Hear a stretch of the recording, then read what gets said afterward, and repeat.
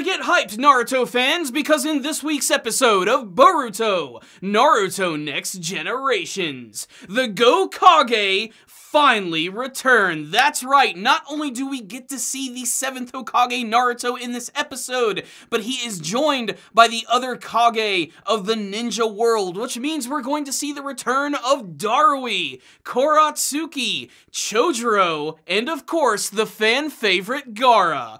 All that and more in this week's episode of Boruto, which I have to admit was not the most exciting episode of the series. This is one of those episodes which takes place at the end of a very serious arc. We're taking a small break before we move to the next part of the story. The good news is a lot of the stuff that we do get in this episode is building up the next major arc of the series, which, no surprise here, is going to be another adaptation of the Boruto film. And honestly, after seeing it in its original movie format, reading the manga version, I'm quite interested to see how this brand new Boruto anime adaptation is going to tackle such an epic story, which is going to see the return of some celestial villains with some really big ties to Lady Kaguya from the end of Naruto Shippuden. In fact, one of the biggest story elements from this episode is the reason that these Kages are actually coming together for a meeting is because they're trying to assess what's going to happen when these two mysterious invaders come to wreck up their shit. Apparently, they are so powerful that they made Kaguya seem weak, and according to the intel that they have gathered,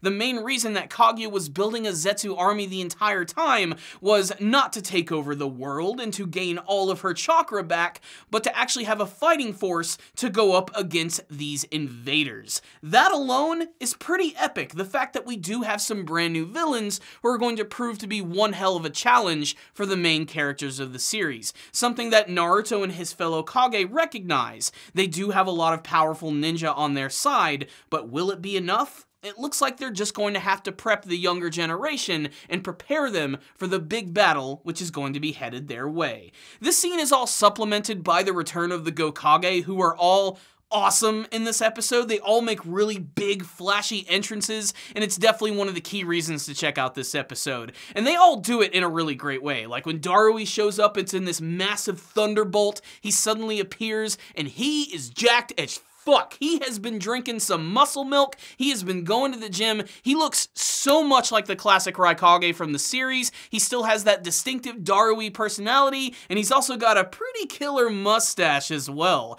We also get to see the return of Koratsuchi, who continues to be incredibly adorable and super awesome all at the same time, as well as catching the eye of Iwabe and Metal Lee, who get a little too close in this episode, if you know what I mean. But Koratsuchi's appearance in this episode is great. I love that she summons a massive rock golem and seemingly just sort of rises up from the earth with her attendant. It's pretty damn epic. Even Chojuro shows up in a massive torrent of water, and it is worth mentioning that of the Kage, I think that Chojuro looks the least different. He basically just has a little bit of a beard. That's really all that's been added to his character, and he's still wielding his ridiculously large, massive sword that he inherited from the 7 ninja swordsmen of the mist. And then, of course, we have Gaara, who returns in a giant freaking sandstorm, of course. And Gaara is a fan favorite character. He's been around since the very beginning. Everybody loves him, and I love him too. Although I have to admit, this is something I've been harping on a bit ever since I saw the time skip version of Gaara. I liked him a lot better with spikier hair. I don't know what it is, but seeing it all slicked back and combed over just seems strange to me. Very anti-Gaara, but whatever. It's just to show that these characters are a little older and a little different.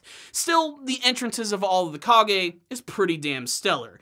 The rest of the episode, however, is involving the characters of Boruto and Sarada. And Sarada continues to be, for me personally, the best character from this time skip version of the story. I just think her overall development and growth, relationship with her parents, and where she's going to be going in the series just seems a little more interesting than what's been going on with Boruto lately, especially especially after the end of the last arc of the series.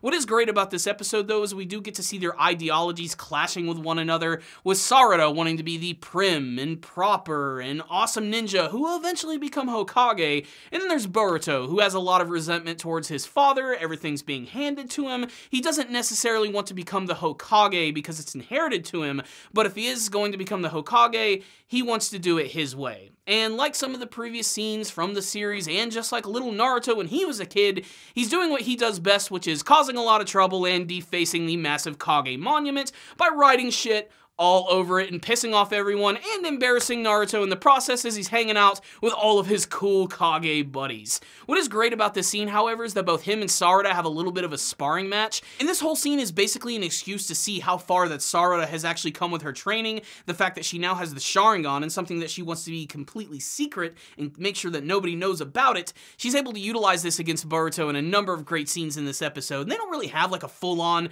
100% I'm gonna beat the crap out of you fight, but it is really great to see her sort of like make a fool of Boruto, but he still manages to have a few tricks up his sleeve and still manages to paint all over the faces of the Kage monument. So Naruto has his hands full. There are some invaders coming, he has to get his son under control, and he has to take care of the village all at the same time. You can truly see why Naruto is having a tough time as the 7th Hokage. So what's the rundown on this week's episode of Boruto? Not the most exciting episode, not going to lie, and there were a lot of scenes that felt like they didn't even need to be here and they were simply just padding out for time. That being said, I did like a lot of the elements they included in this chapter. In fact, in many ways, this is kind of a soft adaptation of the final manga chapter of Naruto. A lot of the elements that were in that final chapter were actually put into this episode right here with some minor differences, such as the Kages meeting up together to have a meeting, and then we have Boruto who's defacing the Kage monument. In the manga version, Naruto actually went after him and stopped him and ended up spanking him like a good ninja daddy does. But Sarada, on the other hand, decides to confront him in this episode, and that sort of mixed things up a little bit. And you know what? I'm okay with the minor change. I can live with it. In fact, it's doing a great job of actually building up the relationship between these two characters. Sarada in particular was great in this episode. I love all of her little character quirks, and I love the fact that she still continues to be the perfect combination of Sakura and Sasuke. And she's even managed to inherit a little bit of Yamato's traits as well. She has this really creepy stare in this episode, which, according to Chocho, is Devil Sarada, and I have a feeling that's going to become very popular very soon, but it was really great seeing that. And then, of course, there's Mitsuki, who still manages to just sort of hang out in the background and is there just to annoy Boruto and Sarada. And basically, his role in the series currently is just to be the guy who is shipping Boruto and Sarada. That seems to be his only goal in life, and it's really funny. He's basically acting as the ultimate wingman, and he's trying to hook them up. For what reason, I don't quite know. That snake bastard is kind of hard to read. Not really a bastard, though, but still, you get what I'm saying. The point is, this episode right here was basically just building up some more of the elements that we're going to be seeing in the future of the series, as well as just throwing a ton of cameos our way. Getting to see the Kages was great. Getting to see Konohamaru in this episode was fantastic as well, especially when he realizes that Sarada wants to become the next Kage as well, and he has a brand new rival that he's going to have to go up against. And man, I want Konohamaru to do something epic in this series. He's a character who they haven't really done much with in the series. He's always just sort of been like that funny side character who had that one epic moment when he was able to take down that one path of pain. But I really want to see more of what he can do as an adult, and I'd still like the possibility of him even becoming a Hokage at some point in the future. I just love to see how that's actually going to happen, and I want to see more from him. And for people who actually do read the manga version, there is a possibility we'll get to see that really soon. But right now in the anime version, it's basically just an excuse to bring a classic character back. So overall, this was a pretty good setup episode of Boruto, and we got to see some nice confrontations between Boruto and Sarada, building up their rivalry a little bit more and how their ideologies clash with one another, and we get to the return of the Kage, who all were really flashy and awesome in this episode. It was pretty damn cool. It's also just really refreshing to see a ninja world 15 years later after the invasion of Kaguya, where these Kages are able to come together in a civilized setting, sit down, discuss things that that are going on and not bitch and fight the entire time. They're all on the same page. They all want to bring peace to the world, and all of that, of course, is thanks to the heroic efforts of Naruto, Sasuke, and all of their friends. However, there are going to be some roadblocks on the way, and we're going to see them in the form of these brand new villains. But before we get there, it looks like in the next episode, we're going down filler territory. It looks like we're going to be going into a brand new arc of the series, which is going to be taking us to the Hidden Mist Village, and honestly, I'm kind of excited to see that, because a lot of the biggest characters from the series have their origins from the Hidden Mist Village, and it is a village that we've seen a couple of times, but I can't wait to actually get inside of it, see what it's really like, learn a little bit more about how Chojuro actually rules the land, see some brand new Mist Ninja, not to mention there is a new character who's going to be appearing who looks strikingly similar to the Jinchuriki of the Three Tails.